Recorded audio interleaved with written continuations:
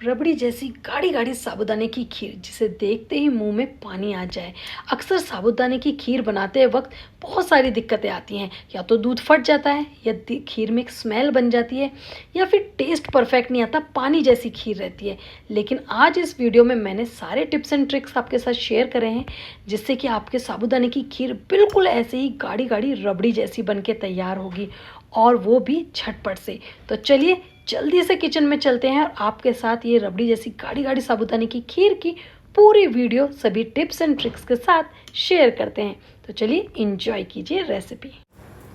दोस्तों आज ना मैं साबूदाने की खीर बनाने जा रही थी, तो मुझे लगा शायद जो परेशानी मेरे साथ खीर बनाते वक्त पहले आती थी साबूदाने की, वो आपको भी आती हो। तो आपके साथ भी शेयर कर देते हैं कि आप साबूदाने की खीर को बिना चिपचिपी, बिना दूध फटे और बिना किसी स्मेल के बहुत ही परफेक्ट रबड़ी जैसी साबूदाने की खीर कैसे बना सकते हैं। तो चलिए बताएंगे आपको 2 से 3 इसमें टिप्स। साबूदाने की खीर बनाने के लिए सबसे पहले ना साबूदाना कुछ इस तरीके से होता है, कच्चा होता है, इस तरीके सूखे सूखे दाने होते हैं। अब इन्हें हमें खीर बनाने के लिए फुलाना है, और जब ये खीर बनेगी तो साबूदानों को अक्सर हम लोग पहली जो आपको मैं टिप बताती हूँ, हम जो साबूदानों को करते हैं ना, तो हम पानी में भिगा देते हैं कई 2 से 3 घंटे के लिए, जिससे कि वो फूल के कुछ इस तरीके से हो जाता है। जैसे कि यहाँ मैंने पहले ही भिगा के रखा हुआ है, जिससे कि हमारे टाइम की बचत हो। अब ये खीर बनाने के लिए देखिए साबूदाना जो है एकदम परफेक्टली अच्छे से गल चुका है, इस तरीके से फूल चुका है, दाने दाने इसके बिल्कुल अच्छे से सेपरेट हो चुके हैं। तो इस तरीके से जो एकदम परफेक्टली गल गया है, तो ये 1 घंटे में आपका साबूदाना अच्छे से फूल जाएगा। लेकिन खीर बनाते वक्त खास तौर से आपको साबूदाने को ना 2 से 3 बार अच्छे से शुरू में धोना है, और धोने के बाद आपको उसको थोड़े से गर्म पानी में लास्ट में भिगो दीजिए। गर्म पानी इन द सेंस कि हल्का सा वार्म वाटर हो, एकदम उबलता खोलता पानी में नहीं भिगाना है, जिससे कि इसका जो स्टार्च है ना वो सारा जल्दी से निकल जाएगा, और जो इसकी स्मेल है वो भी उसमें निकल जाएगी। तो साबूदाने को हल्के से गर्म जो है निवाए पानी में भिगा दीजिए। गर्म पानी भिगाने से एक तो ये फूलेगा भी बहुत जल्दी, आपका 1 घंटे के अंदर ये फूल के अच्छे से परफेक्टली शेप ले लेगा, और जितना भी इसका एक्स्ट्रा स्टार्च है ना वो भी सारा आपका निकल जाएगा। तो साबूदाने की एक पहली टिप है, आपको इस तरीके से इसे भिगोना है, स्पेशली खीर के लिए, क्योंकि खीर में स्टार्च आने पे एक स्मेल, एक चिपचिपापन और एक बहुत अजीब सा टेस्ट आ जाता है, जो कि खीर में बिल्कुल अच्छा नहीं लगता। तो यहाँ पे हमने ये कर लिया है, थोड़े से मैंने यहाँ पे ड्राई फ्रूट कट कर लिए खीर के लिए। आप कोई भी ड्राई फ्रूट ले सकते हैं जो आपको पसंद हो। तो चलिए अब फाइनली चलते हैं गैस की तरफ और शुरू करते हैं बहुत ही टेस्टी हेल्दी व्रत के लिए साबूदाना खीर बनानी। साबूदाना की खीर बनाने के लिए सबसे पहले हम कढ़ाई जो है गैस के ऊपर रख लेते हैं, और इसके बाद इसके अंदर हम डालेंगे 1 चम्मच देसी घी।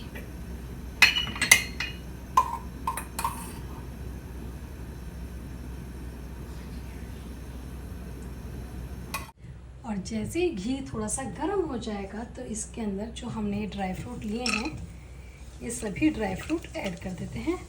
हल्का सा इन्हें भून लेंगे।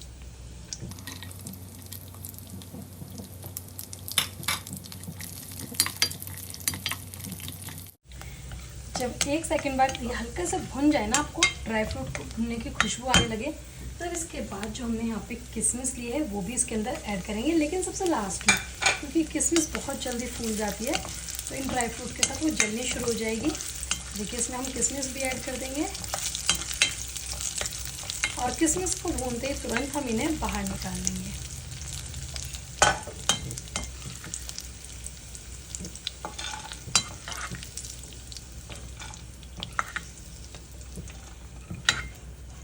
ड्राई फ्रूट भूनने के बाद जो घी बचा हुआ है, इसी के अंदर हम दूध डाल देंगे।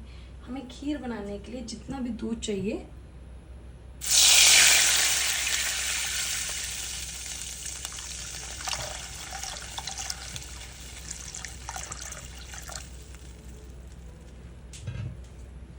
वो दूध इसके अंदर ऐड करेंगे, और दूध को थोड़ा सा उबलने देंगे। और यहाँ पर मेरी है दूसरी टिप कि जब भी आप साबूदाने के लिए खीर बनाएं, या फिर ये भी कह सकते हैं कोई भी खीर बनाएं, तो आपको पहले दूध को अच्छे से उबालना बहुत ज़रूरी है।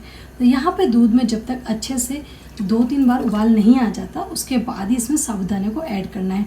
आपको कभी भी दूध डालते ही तुरंत साबूदाना नहीं डालना है, क्यों नहीं तो दूध जो है वो फट जाता है। तो चलिए इसमें उबाल आने का वेट करते हैं। जैसे इसमें 1 से 2 उबाल आ जाएंगे उसके बाद हम इसमें साबूदाना को ऐड करेंगे, और तीसरी टिप साबूदाना ऐड करने के बाद बताऊंगी।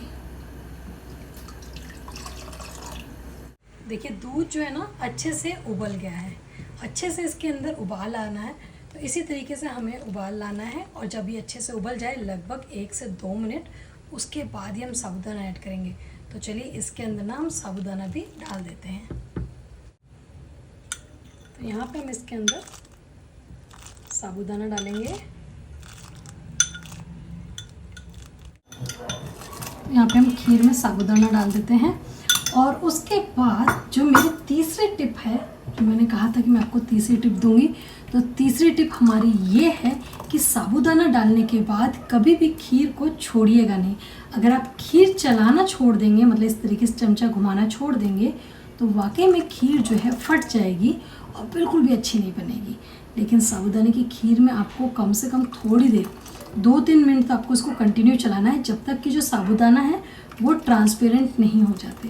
तो बस इस तरीके से इसे पकाते हैं खीर को, और जो क्या नाम है उसके बाद इसमें मीठा डालेंगे। पहले साबूदाने को गलने का वेट करेंगे। इस तरीके से देखिए साबूदाना इसमें दिखाई दे रहा है, लेकिन बिल्कुल अच्छे से ट्रांसपेरेंट हो जाएगा और ऊपर की साइड आना शुरू हो जाएगा। तब तक इसे कंटिन्यू चला लेते हैं। तो देखिए साबूदाना ना सारा ऊपर आ चुका है, फूल के साइज़ में बिल्कुल डबल हो गया है इस तरीके से। और इस टाइम जो है आप साबूदाने की जो गैस की फ्लेम है बिल्कुल लो कर लीजिए, और लो करने के बाद आपको उसके पकाना है जब तक कि दूध इसमें थोड़ा कम ना हो जाए। यानी कि हमें गाढ़ा करना है, क्योंकि हमें रबड़ी की तरह तैयार करना है, तो इसको थोड़ा आपको गाढ़ा करना पड़ेगा, पकाना पड़ेगा लो फ्लेम पे। जब अच्छे से बिल्कुल ट्रांसपेरेंट हो जाए और फूल जाए इस तरीके से साबूदाना, तब आपको फ्लेम लो करनी है, और उसके बाद आपको 2 से 3 मिनट इसको लो फ्लेम पे आपको पकाना है, और थोड़ा सा दूध को गाढ़ा करना है।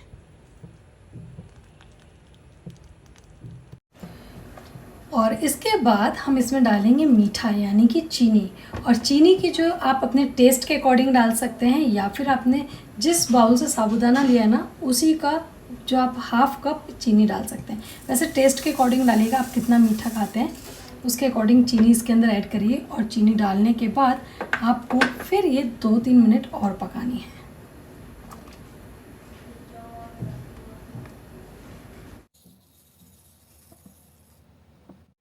अब जो यहाँ पे है वो सबसे ख़ास बात है कि ये है साबूदाने की खीर। लगभग ये पक गई है, लेकिन इसको फाइनली रबड़ी जैसा बनाने के लिए जो हमें करना है वो है ख़ास चीज़, मिल्क पाउडर।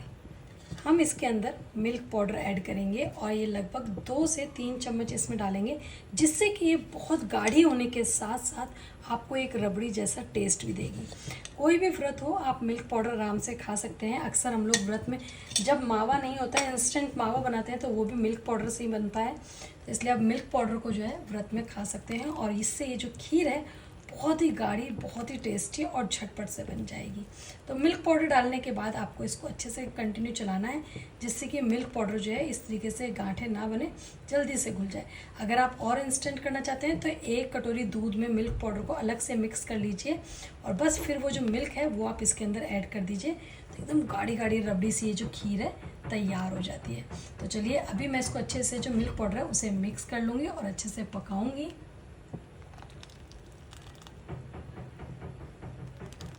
और जब खीर इस तरीके से गाढ़ी होने लगे तो हम इसके अंदर डालेंगे फ्रेश इलायची। वैसे जो मार्केट में इलायची वाला पाउडर आता है ना, उसमें खुशबू बिल्कुल भी अच्छी नहीं होती, इसलिए मैं इलायची को इस तरीके से थोड़ा खोल के और पूरी इलायची डाल रही हूँ। हल्का सा इलायची को मैंने प्रेस करा है, वो आगे से खुल गई, और इसके बाद पूरी इलायची डालेंगे, जिससे कि जो खुशबू है वो इस खीर के अंदर बहुत अच्छे से एकदम आ जाए। जैसे कि मैंने कहा, इलायची को ना हमेशा आप खोल के फ्रेश डालिए, और फ्रेश इलायची इस तरीके से दिखेगी तो आप उसे बाद में बाहर भी निकाल सकते हैं। लेकिन इलायची जो फ्रेश डालते हैं उसकी खुशबू बहुत अच्छी आती है, कोई भी मीठा बना रहे हो उसमें। और अगर आप पाउडर डालते हैं, मार्केट का इलायची वाला जो बना हुआ आता है, तो उसमें खुशबू अच्छी नहीं होती, इतना मज़ा नहीं आता जितनी फ्रेश इलायची डालने से। और मीठा बिना इलायची की खुशबू के पूरा ही नहीं होता। तो बस ये हमारी रबड़ीदार जो खीर बन के तैयार है। गैस की फ्लेम बंद करते हैं और आपको सर्व करके दिखाते हैं साबूदाने की खीर। वैसे तो अभी जल्दी में हमारा आ रहा है जन्माष्टमी, लेकिन जन्माष्टमी के अलावा भी हम पूरे साल कोई ना कोई व्रत आता ही रहता है। मंगल का, बृहस्पति का, इतवार का कोई ना कोई नवरात्रे वगैरह व्रत आते हैं और आप इस खीर को किसी भी व्रत में खा सकते हैं, क्योंकि जो ये खीर है हमारी साबूदाने की, स्पेशली व्रत के लिए है। इस अच्छे से पेट भर जाता है, आपको एक बार खाने के बाद फिर जल्दी से भूख नहीं लगने वाली है और बहुत टेस्टी भी बनती है। तो चलिए, ये खीर अच्छे से तैयार हो गई। मैं गैस की फ्लेम को बंद कर देती हूँ और आपको सर्व करके दिखाते हैं। देखिए, जब खीर इस तरीके से होती है ना साइडों में से, तो समझिए खीर अच्छे से गाढ़ी हो गई है। अब यहाँ पे खीर अच्छे से गाढ़ी हो गई है तो गैस की फ्लेम हमने बंद कर देनी है। अब बंद करते ही हम इसके अंदर जो हमने ड्राई फ्रूट डाले थे ना, भुने थे स्टार्टिंग में, वो ड्राई फ्रूट यहाँ पे ऐड कर देंगे। थोड़े से ड्राई फ्रूट रख लेती हूँ मैं लास्ट में गार्निशिंग के लिए। बाकी सारे ड्राई फ्रूट आपको इसके अंदर यहाँ पे मिक्स करने हैं। अब ये जो खीर है आपको थोड़ी पतली दिखाई दे रही है, तो खीर जो है इस टाइम बिल्कुल गर्म है, तो ये थोड़ी सी पतली आपको लग रही है, लेकिन जैसे जैसे ये ठंडी होती चली जाएगी तो एकदम गाढ़ी होती चली जाएगी। इसलिए इससे ज़्यादा आप गाढ़ी नहीं करिएगा, अगर गाढ़ी करेंगे तो बहुत ही ज़्यादा गाढ़ी हो जाएगी। तो यहाँ पे इतना ही आपको रखना है। आप थोड़ी देर के लिए इसे छोड़िए और ये बिल्कुल अच्छे से गाढ़ी रबड़ी जैसी तैयार होगी। तो चलिए, मैं इसे थोड़ी देर छोड़ती हूँ, उसके बाद आपको ये गाढ़ी गाढ़ी खीर दिखाती हूँ। रबड़ी जैसी गाढ़ी गाढ़ी खीर साबूदाने की व्रत के लिए अगर आप भी बनाना चाह रहे हैं तो इस पूरे वीडियो को देखिए। मैंने आपके साथ सारे टिप्स एंड ट्रिक्स, सभी चीज़ें शेयर की हैं कि आप खीर को स्वादिष्ट और भी ज़्यादा स्वादिष्ट कैसे बना सकते हैं, किन किन बातों का आपको ध्यान रखना है, जिससे कि जो साबूदाने की खीर है अक्सर ये फट जाती है, फटेगी बिल्कुल नहीं। इसमें एक अलग स्टार्च की स्मेल बन जाती है, वो बिल्कुल नहीं बनेगी। और स्वाद तो गजब का आने वाला है, एकदम रबड़ी की तरह गाढ़ी गाढ़ी, बहुत ही स्वादिष्ट, परफेक्ट। एक एक दाना खिला खिला और एक एक दाना गला हुआ आपको इसमें मिलने वाला है। तो अगर आप भी व्रत के लिए साबूदाने की खीर बनाने की सोच रहे हैं तो इस रेसिपी को ज़रूर ट्राई कीजिएगा। ये बेस्ट, बिल्कुल परफेक्ट और बहुत ही आसान टेस्टी रेसिपी है। अक्सर व्रत में कुछ ना कुछ मीठा खाया जाता है, और अगर मीठे की बात हो तो साबूदाने की खीर सबसे पहले आती है व्रत में, दूसरे नंबर पे आती है घी की लौज। लेकिन खीर बनाते वक्त हमसे अक्सर गड़बड़ हो जाती है और खीर या तो फट जाती है, या उसमें स्मेल बन जाती है, या टेस्ट अच्छे से नहीं आता, या फिर वो पतली पतली दूध की तरह दूध और खीर अलग अलग हो जाती है। लेकिन अगर आप साबूदाने की खीर को जिस तरीके से मैंने आपके साथ शेयर करी है, अगर आप एक एक टिप्स एंड ट्रिक्स ध्यान में रखते हुए बनाएंगे तो यकीन मानिए ये साबूदाने की खीर बहुत ज़्यादा टेस्टी, बिल्कुल गाढ़ी गाढ़ी एकदम रबड़ी की तरह बनके तैयार होती है। और ऐसी ही मज़ेदार सी टेस्टी रेसिपीज़ को एंजॉय करने के लिए रीना किचन पॉइंट बनाती रहती है अक्सर नई नई रेसिपीज़, नई नई वीडियोस, सभी टिप्स एंड ट्रिक्स, खास बातों को ध्यान रखते हुए और आपको बताते हुए। तो आपको ये वीडियो कैसी लगी ज़रूर बताइएगा। जन्माष्टमी आने वाली है और भी अक्सर व्रत आते रहते हैं, उसमें ट्राई कीजिए और फीडबैक मेरे साथ शेयर कीजिए कि आपको ये साबूदाने की खीर की गाढ़ी गाढ़ी रबड़ी जैसी रेसिपी कैसी लगी। फिर मिलते हैं एक और वीडियो में, तब तक के लिए बाय बाय।